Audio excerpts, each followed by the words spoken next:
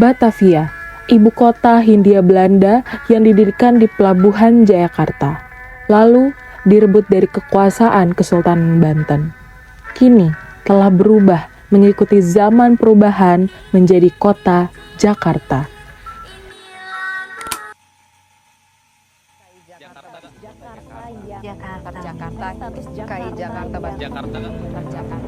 Jakarta yang dimana menjadi salah satu kota yang terdampak akibat arus globalisasi. Perubahan yang terjadi dari masa ke masa, teknologi yang semakin memadai di setiap perkembangan waktunya, serta perubahan sosial yang ikut terikat akibat globalisasi. Semua dapat kita lihat di kota Jakarta. Kini Jakarta telah berubah.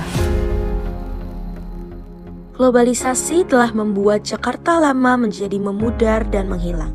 Globalisasi terus-menerus memasuki kebudayaan Jakarta setiap tahunnya. Begitupun perubahan yang terus-menerus berubah setiap waktunya. Jakarta yang dulu sangat sederhana, kini menjadi kota yang modern. Mengirim surat untuk berkomunikasi, mengambil air dari sumur, mandi di sungai, menggunakan sepeda sebagai alat transportasi, dan masih banyak hal lain kini berubah menjadi kota yang modern. Semua itu lenyap. Globalisasi merubah segalanya. Adapun dampak-dampak globalisasi yang terus memasuki dan merubah Jakarta yang sudah dapat kita rasakan dan kita alami sendiri, terdiri dari berbagai aspek kehidupan sehari-hari. Dalam dunia transportasi, yang dulu hanya bisa mengandalkan sepeda sebagai moda transportasi antar kota yang efisien, di mana mobil hanya digunakan oleh orang-orang berstrata sosial tinggi dan hanya bisa mengandalkan kapal laut sebagai moda transportasi antar pulau yang paling efisien. Sekarang, mobil sudah dapat digunakan oleh hampir seluruh rakyat Jakarta. Bahkan, globalisasi sendiri telah menciptakan mode transportasi baru yang lebih modern dan lebih efisien, seperti MRT, LRT, bus elektronik, kereta cepat, dan masih banyak lagi. Tak perlu susah payah untuk mengantri membeli tiket transportasi umum.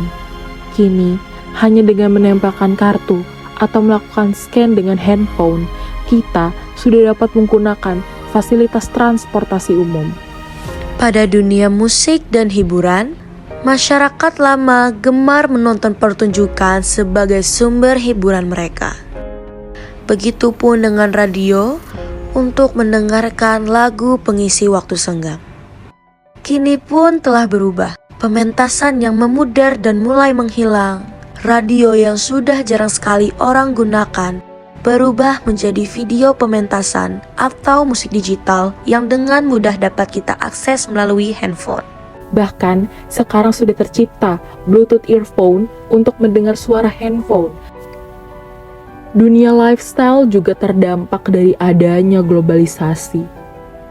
Pakaian yang dulunya lebih tertutup dan sopan, sekarang berubah menjadi pakaian yang lebih terbuka. Globalisasi membuka akses internet kepada masyarakat, dan tentu saja masyarakat bisa melihat kebudayaan orang luar negeri dengan mudah. Dengan adanya jual beli online juga mempermudah masyarakat untuk membeli pakaian yang sama dengan orang luar negeri. Dalam dunia komunikasi, kini kita dapat dengan mudah melakukan komunikasi, baik itu suara maupun visual hanya dengan menggunakan handphone. Tidak perlu mengirimkan surat melalui kantor pos, dan tidak perlu mengantri di telepon umum. Bahkan, komunikasi visual jarak jauh pun dengan mudah dapat terrealisasi di zaman perubahan ini.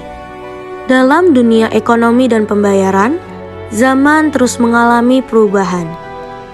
Pembayaran dan transaksi yang dimulai menggunakan sistem barter, kemudian berubah menggunakan mata uang.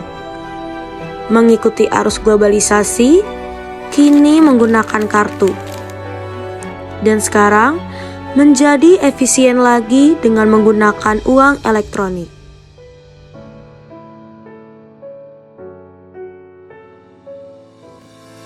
Halo semuanya, saya Hasiana dan saya akan mewawancarai Nadine untuk tentang perubahan sosial dan globalisasi. Untuk pertanyaan yang pertama, Menurut Nadine, perubahan sosial dari kecil sampai sekarang, apa yang Nadine rasain? Yang pasti lumayan banyak ya. Yang pertama, yang pasti umur saya semakin banyak, maksudnya kayak saya semakin tua dan lebih banyak hal yang saya ketahui karena sekolah dan lebih banyak hal general sih yang diketahui karena ya makin gede juga pasti makin banyak belajar. Kalau dari aku sih itu. Untuk pertanyaan yang kedua, menurut Nadine, dengan adanya globalisasi ini, Indonesia akan semakin maju atau malah semakin tertinggal? Yang pasti sih semakin maju, tapi mungkin di beberapa aspek ada yang tertinggal karena Indonesia kan bangga banget sama yang namanya budaya dan segala isi-isinya ya.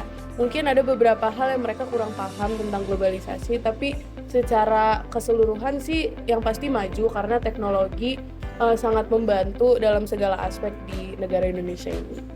Oke, terima kasih Nadine. Sekarang saya akan mewawancari Anin tentang perubahan sosial dan globalisasi. Untuk pertanyaan pertama, menurut Anin, perubahan sosial dari kecil sampai sekarang yang Anin rasain itu apa? Yang pasti banyak banget, tapi yang paling berpengaruh buat diri saya sendiri sih kayak jadi punya banyak relasi dibandingkan dulu pas SD ataupun SMP. Terus jadi lebih punya banyak teman, jadi lebih tahu banyak hal, apalagi dengan kita bersosialisasi, berkomunikasi sama banyak orang, kita jadi lebih banyak dapat ilmu dari orang-orang gitu. Untuk pertanyaan yang kedua, menurut Anin, dengan adanya globalisasi ini, Indonesia akan semakin lebih maju atau malah semakin tertinggal? Secara keseluruhan ya maju, tapi ada dampak negatifnya. Karena kan bangsa Indonesia tuh kalau misalnya udah dikasih sesuatu hal yang oke dikit tuh langsung dibangga-banggain. Jadi ada kemungkinan negara kita memang maju, tapi ada beberapa hal yang membudaya di kita, entah kayak budaya-budaya kita, suatu hal yang sesuai sama tanah air kita tuh mulai berkurang atau mulai hilang gitu. Terima kasih Anin. Selain terjadinya perubahan-perubahan globalisasi yang sudah diuraikan sebelumnya, di sisi lain, terdapat pula banyak pemberdayaan masyarakat yang berlaku di Jakarta loh. Lantas, apa itu pemberdayaan masyarakat dan apa saja sih contoh dari pemberdayaan yang berlaku tersebut?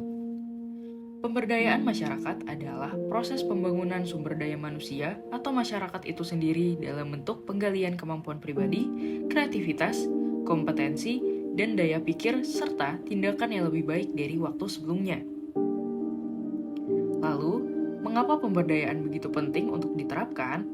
Pemberdayaan dimaksudkan untuk menciptakan keberdayaan masyarakat agar mereka dapat berpartisipasi dalam pembangunan yang berpusat pada rakyat. Adapun salah satu bentuk pemberdayaan yang dapat kita temukan di kota Jakarta adalah organisasi olahraga. Mengapa demikian?